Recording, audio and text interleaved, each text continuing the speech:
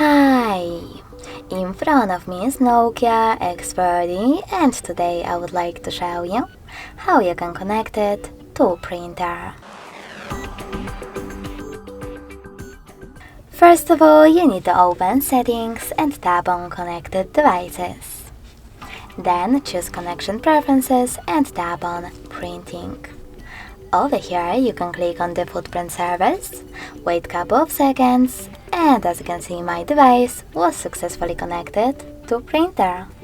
If you want to use different print service though, click on this switcher to disable that one, go back and tap on Add Service instead. Then wait for it to download and go into exactly the same settings.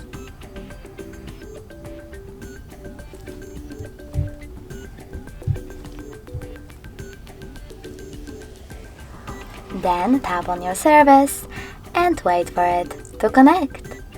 Thanks so much for watching. If you enjoyed this video, leave a like, comment and subscribe.